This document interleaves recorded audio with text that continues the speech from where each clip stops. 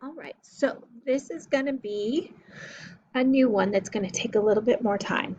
So what I want you to notice is that we do have two radicals, but we have minus in the middle. So if I tried to square both sides right now, I would need to FOIL with those radicals, and that's not going to help me get anywhere. Now, not to say that we're not going to have to FOIL with a radical, but this one's not going to get me anywhere. So what I want to do is go ahead and add this radical to one side so that I have at least one of the radicals alone. So notice on the right-hand side, I don't have like terms, so I'm going to have the square root of 6x plus 12 is equal to 1 plus the square root of 4x plus 9.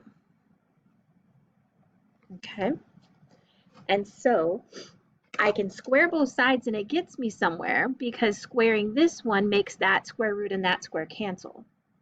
But I want you to notice that when I square this side, squaring really means multiplying it to itself.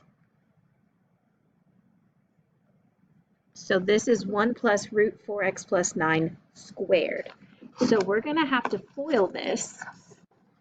And so I'm going to go ahead and use the box method because I want to make sure we can really see what's happening. And I'm going to do it nice and big so you can see it.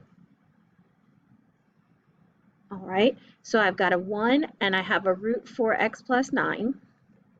And I have a 1 and I have a root 4x plus 9. And the order of those don't matter. If you put the 1 last and the root first, it's fine. I just like to put the 1 in front so it doesn't look like it's inside that radical. Sometimes we get a little sloppy with the ends of our radicals. So when I multiply these, I get 1 times 1 is 1. And then 1 times the radical is one of those radicals. And then the radical times 1 is another one of those radicals. And then over here, I get the radical squared. So the radical times itself. So one thing to notice, the square root and the square cancel, leaving me with just 4x plus 9 inside of that box right there. Okay, so on the left-hand side, we're going to end up with 6x plus 12 equals, and then on the right-hand side, I have the 1. And then I have the sum of these two radicals. So I've got 1 here and 1 here for a total of 2 altogether. And then this last one, remember when we squared that square root, we just got 4x plus 9.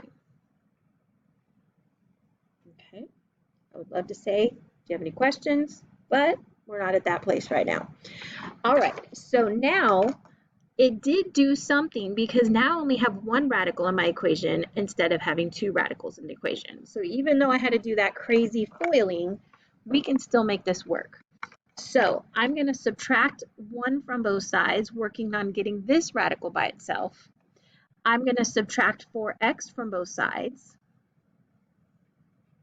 And I'm going to subtract 9 from both sides to get that radical completely alone. So over here we get 2x. Then I get 11 minus 9, I believe is plus 2. And I have 2 times the square root of 4x plus 9. Okay? So now I can go even further and divide everything by 2 to really get that radical alone. And so now I get x plus 1 is equal to the square root of 4x plus 9. So now I have that radical alone. We can go ahead and square both sides.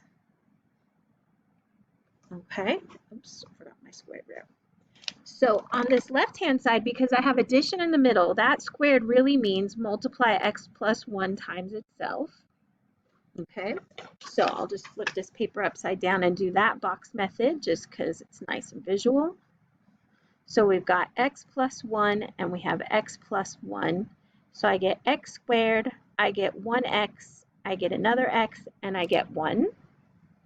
So this is going to be x squared, then we get plus 2x, and then we get plus 1 is equal to, and then this radical cancels with this square, and we get 4x plus 9. All right. So the good news is, now that I've squared it again, I have no more radicals left. So all I have to do now is solve for x. So I'm going to subtract the 4x from both sides, and I'm going to subtract the 9 from both sides. So when I do that, I get x squared minus 2x minus 8 is equal to 0. So we're now down to a 4-2 question, like how do we solve a quadratic? So I'm going to use the big X and say what multiplies to give me negative 8 that adds to give me negative 2. And so hopefully you're screaming at the computer, negative 4 and positive 2, because their product is negative 8 and their sum is negative 2. So this is going to be x minus 4 times x plus 2 equal to 0. So if x minus 4 is equal to 0, that makes x equal to 4. And if x plus 2 is equal to 0, that makes x equal to negative 2. But again, before I can box it, I've got to check my answers. So I'll put a little line here to say this is my check work. Okay, so back into my original equation we go. So if I substitute x is equal to 4, I'm going to have the square root, and I'll do a little bit of the work along the way. So we get 6 times 4 is 24, plus 12 minus, and then we get 4 times 4 is 16, plus 9, and we want to know, is that equal to 1? So this is the square root of 36 minus the square root of 25, and again, we want to know if that's equal to 1. So we get 6 minus 5 is equal to 1, and so I can box x equal to 4 so far. So now let me check x is equal to negative 2. So I get 6 times negative 2 is negative 12, plus 12. And then over here we get 4 times negative 2 is negative 8, plus 9. And we want to know, is that equal to 1? So here we get the square root of 0 minus, and here we get the square root of 1. And we want to know, is that equal to 1? So 0 minus 1 is not equal to positive 1. And so that means this is an extraneous solution, and the only solution we get is x equal to 4. So I'm going to type this into Desmos, and just how I saw it on the paper. So I'm going to say y is equal to on the left, and I know you can't see it, but I'll just discuss it. So I'm going to say y is equal to what we had on the left, which was the square root of 6x plus 12. And we had minus the square root of 4x plus 9. Oops, I don't know why that's not working. Let's try that again. 4x plus 9. All right, so we get, it kind of looks like a parabola sideways. We'll see what happens. And we want to know where that crosses y equals the right side of the equation, which was y is equal to 1. And so we're a little off center here. So let me come in here and dig in a little closer. Right? And so right about here, do you see that we do cross at 4, 1? Now, the other question was at negative 2, and see at negative 2, they don't touch there. The only place they touch is at 4, 1. And so that's why that is the only root of that equation, or the only solution to that equation.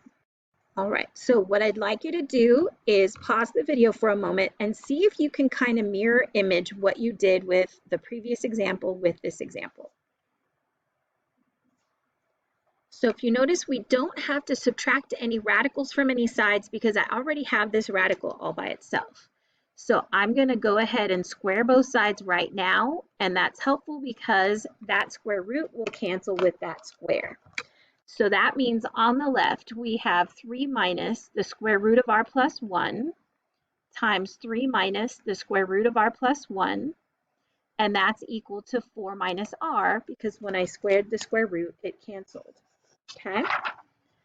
So I'm going to do this with the box method. You could FOIL it if you're really good at it. And again, I want to do it nice and big so you guys can see it. And so we have 3, and we have negative square root of r plus 1, and we have 3, and we have negative square root of r plus 1. So just like a multiplication table, 3 times 3 is 9.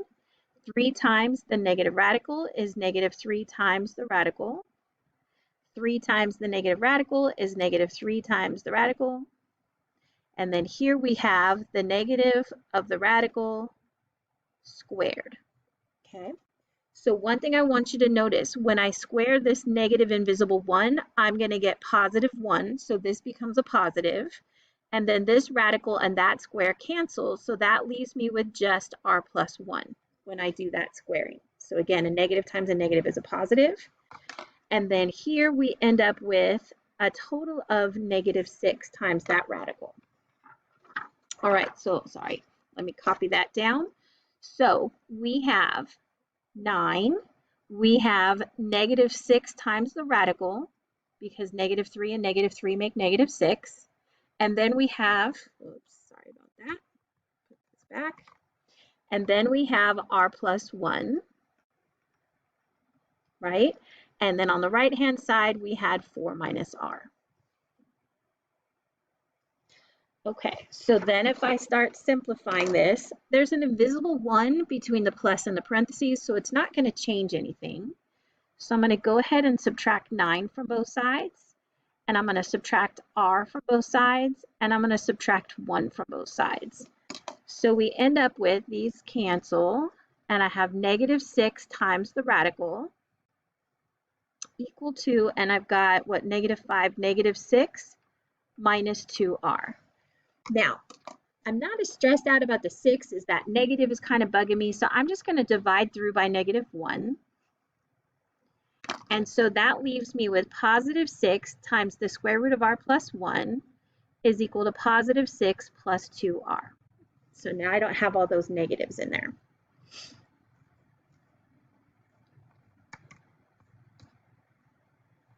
Okay, so when I go to square both sides, on this side, I've got to square the 6, black, I'm going to square the 6, and I'm going to square the radical.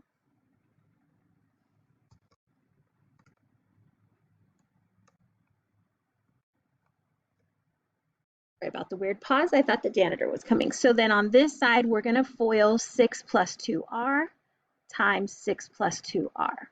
Okay, so the reason why I can just split this is because there was multiplication in between, whereas this one had addition in between, so I can't split them. So on this side, the 6 squared is 36, and then here the radical cancels with the square, so we have times r plus 1. And then on this side, if I FOIL, so let's go ahead and do the box method since we've been doing that. We're going to go ahead and square that, which is 6 and positive 2r, and 6 and positive 2r. So we get 36 here. 6 times 2r is 12r. 6 times 2r is 12r. And 2r times 2r is 4r squared. So writing that out, I've got 4r squared. I have 12r and 12r make 24r. And then I have positive 36. Okay, so I'm going to go ahead and distribute this. So we've got 36r plus 36 is equal to 4r squared plus 24r plus 36. All right, so we're going to subtract 36r from both sides. And we're going to subtract 36 from both sides. So these cancel, and this actually cancels. So we end up with 0 is equal to 4r squared, and we get minus 12r. So if I factor that side, I can factor out a 4 and an r, and I'm left with r minus 3. So that means that either 4r is equal to 0, making r equal to 0, or r minus 3 is equal to 0, making r equal to 3. Okay, so now we need to check our answers. And so if I plug in 0, we have 3 minus the square root of 0 plus 1 is 1. And we want to know if that's equal to the square root of 4 minus 0. And so 3 minus 1, or 3 minus 1, yeah, is equal to, and I want to know if that's equal to the square root of 4. And so 2 is equal to 2. And so that is a solution to the equation. Then if I check for 3, we can say 3 minus the square root of, and 3 plus 1 makes 4. And we want to know, is that equal to the square root of 4 minus 3? So here we get 3 minus, and the square root of 4 is 2. and we want to know if that's equal to the square root of 1. And since 1 is equal to 1, it does check out, and so they are both good answers.